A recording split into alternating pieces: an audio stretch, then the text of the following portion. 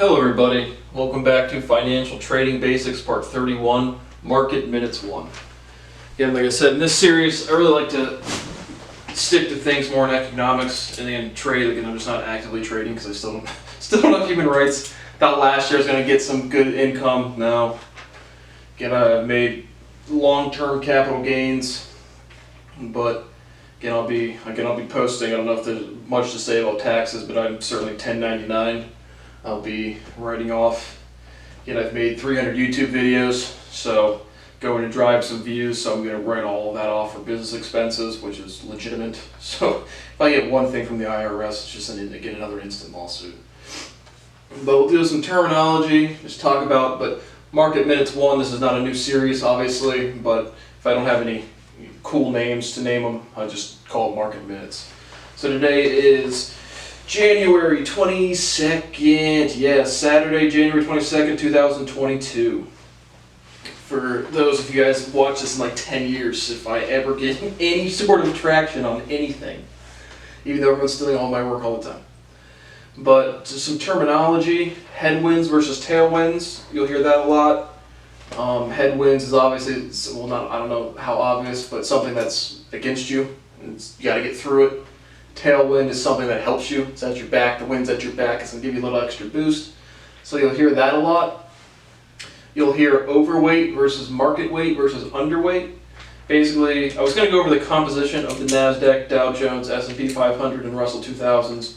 But again, indices really don't mean much to me at all. But NASDAQ is typically the tech-heavy stuff. Dow Jones, people don't really use that much. I mean, it's on the screen, but the S&P 500, Standard & Poor 500, I'm not sure what metrics or how they establish that indice versus the Dow Jones. And then Russell 2000s, I think, is more like small cap companies. And I was going to go through the composition because of the terminology, but overweight, right, if the S&P returns 20% a year and your market weight, that just means whatever companies make up the S&P 500, you have it equally allocated to what makes up the indice. So if you're overweight something, right, again, I don't know what's in these things, but if Apple makes up 10% of the NASDAQ, then market weight would be 10% of your portfolio in Apple. Overweight more, underweight less, obviously. Hawkish versus dovish, I don't even know. I think I might have referenced this already, but for my own review, I'm not sure. Shoot a quick Google. The Federal Reserve has primary long-range controlling inflation is called hawkish, and maximizing employment is called dovish. But again, practically, how do you do so? I'm not sure, but that's what it means, is controlling inflation, hawkish. And again, right, if interest rates are going up, you're going to have to pay more if you take out a loan, and the inflation, again, is dilution of spending power. We've talked about that a bunch. But why is it dovish for maximizing employment versus inflation? The general spending power of your diluted bills versus employment. Employment's way more of a... What's more relevant to economics? The employment, the people, or the currency representing a commodity? Probably the people, because they're more intimate to demand. But kind of a weird dichotomy for me, employment versus currency. But there's been I've seen another distinction made, wage inflation versus asset inflation, and I've heard a lot about CEO pay. Again, I didn't Google it, I saw a little bit on Patrick Bet-David. It's just about, if you made $1 million in 1980, it's like making $8 million now or something. Versus like the actual real dilution or increase for CEO pay is more like 8 times, but they'll say the CEO pay has gone up 24, 40 times without accounting for inflation or dilution. But do I think that's good, bad, or indifferent? Indifferent. I mean, if your company's making money and you run the shit, you have good administrative direction. You help boost the revenues or boost the profits. Certain things you get paid more. But wage inflation, just how much we pay people versus asset inflation, how much goods costs.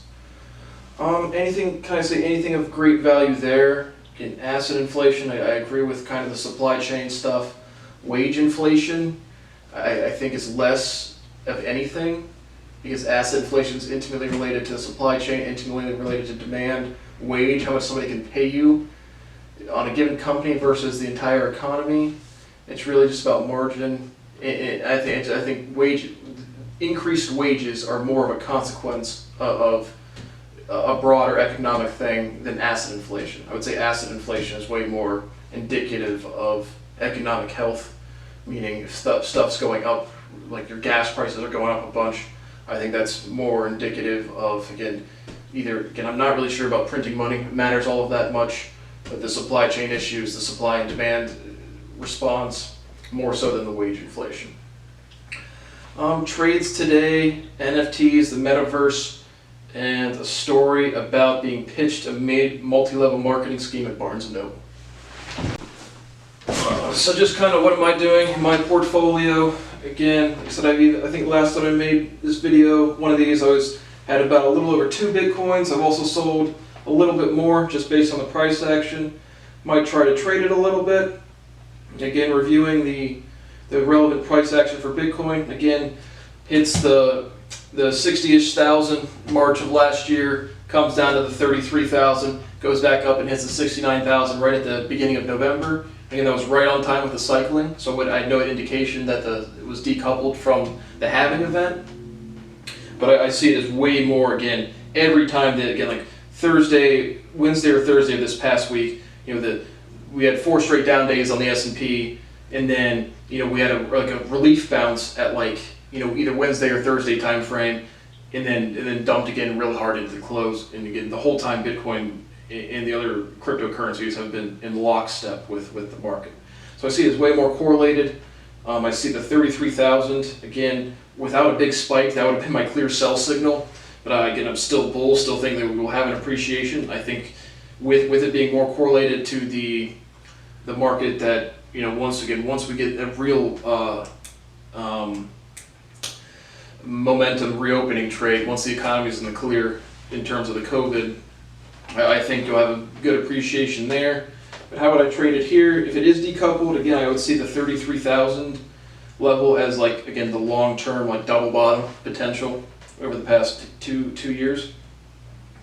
The sell for me is looking pretty good so far. Again, remember I got most of mine out between the 49,000 and 50,000 level after it cracked from the 55,000 to the 48 overnight. Again, probably mid-December or early December really. Now it's trading right around $34,582. So that's looking pretty good for, again, just my short term. Again, that would have cost me about probably 175,200 grand. And again, like I said, I put an offer in a house, did not get accepted. Why I withdrew the offer, but I'll be closing on either a house or a business. Still going back and forth. Do I want to sit around? Can I just wish one of you fucking monkeys would give me a time frame? But I don't want to sit here. I have no cash flow for another fucking year. But I also don't want to buy a business. I have so many businesses that should be functioning. I could take my money that I have in cash, go give a lecture, go give a musical performance, and put multiples on it the next day. So it's just I can't even, again, this whole time, when people actually watch this, I have not been able to execute my own fucking trading thesis because I can't get fucking paid and I have no human rights. It's just, again, nothing can go through my head until that fucking resolves, and it can't. So I don't know if I'll be trading much this year. I'll be certainly posting more trading videos once I can fucking actually trade, if that ever exists. But who knows? Managing money in a rising interest environment. One of the, not Brian Kelly, I referenced him in my other video on accident, but whoever fills in for Melissa Lee sometimes on Fast Money. The CNBC team, you guys all do each other's jobs all the time. But I can't remember the guy's name, but he says, this was a quote from him, that managing money in a rising interest rate environment hasn't happened, and people who have been managing money since college, for the past 10 years have never done anything like that. Interest rates to market to a given stock or a given index, again, it's too much of a murky water, it's too much of a gray area. Again, I'm looking for extreme discrepancies one way or the other. A great example was Peloton. It slid. They came out, it slid from, they were halting production temporarily.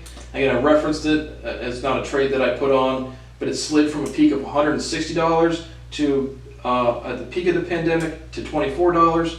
again, as a gym goer, as an exerciser, I don't like, as a businessman, I don't like subscription services really, unless, again, you really blow it out of the water, something super unique. Just don't really like them at all. Not even a big fan of the typical gym business, even if they do well. Again, subscription in general, it's still a monthly subscription, you have to go in there. But just the quality of, I'm not to say I haven't seen a Peloton machine, but like riding a bike versus running versus weight training 10 times out of 10. So I saw it as a very just expensive, not a great core competency of exercise and fitness. And so I was just, again, against the fundamentals of the business. Certainly a huge multiple put on it because of the pandemic. And so again, I day traded it. I shorted like a minuscule position, maybe like $50 from like $40 to like $38 one day intraday. But that one would have worked out well. Tesla, I believe, closed under $1,000 again. I still see that as a double top at around 1,200. Again, I've been calling short on that since 1,200, and it did hit 900, and now it's closed at sitting right now at 936. That would have been another great short for me, but obviously couldn't take it. Don't have an account size to hold an open short on a company like this at all. The overall market, if I had to pick, I would say bullish. Again, because the reopening has not happened, it really hasn't. But again, I don't make calls on indices. That's fucking retarded to me. But the NFTs and the metaverse, what do I think about that? From Impulsive, number 310. Again, we've talked about he lost $3.5 million on a fake authenticated box of Pokemon cards.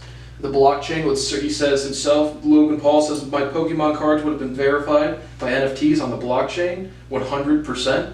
So again, the verification software looks great. Without the cycling breaking, I don't have a great entry level to cryptos. So it really just based on what am I doing in my personal life, like what am I buying, what do I need? Because like I said, I have enough cash to do what I want to do mostly, but I still want to trade. I still want to make more money if possible. So certainly the NFTs, again, a year later after NFTs, which ones are going to be big? No idea. Do I think they'll be big? Absolutely, still fucking positive some of them will. Leads right into the metaverse. What do I think about that in general? Without replace in-person human contact or desire to? Absolutely, really fucking impossible. Do I think it will be a good business? Yes. Just anytime people spend their time in something. And again, like I said, the online connection will never be in-person connection, but online connection will be no connection at all by a fuck ton. So I certainly think it'll be a great big business. Again, I think the name metaverse is fucking retarded, but I do think it'll be a good business in the long run. I think NFTs will pay off in the long run. I think digital advertising will pay off very substantially. I do. Now, anything else for today? Don't think so. I'll tell you a story again. Tell you a story about being pitched a major multi-level marketing scheme at Barnesville. One other quick thought about, or just trying, can I see a world? Can I imagine a world? Can I have a dream that one day Bitcoin's price will go down substantially, even though it actually is stabilizing financial currency? No, I cannot. Here's why. Again, reviewing my thesis is, again, we already live in a virtual currency environment. Something needs to stabilize that. It can't be anything related to a fiat currency whatsoever, a stable coin, fiat bank, because it's not backed by a commodity whatsoever. If it was backed by a commodity, demand, or again, online verification, trust matters more than a piece of paper or a rock. So in a virtual currency environment, something has to stabilize it tremendously. Past that, once something gets adopted, it becomes part of the sentiment. That's what Bitcoin has become. But can I see a world where it executes that functionality, but doesn't have a price percentage to reflect it? The reason I say no is because of the investor maturity, meaning, right, again, there could be no currency, literally at all. We could actually fucking barter if it like worked. But our population's too big. But because of, again, multiples, when we're looking at, what's a fair multiple? Book value, 7 times forward earnings.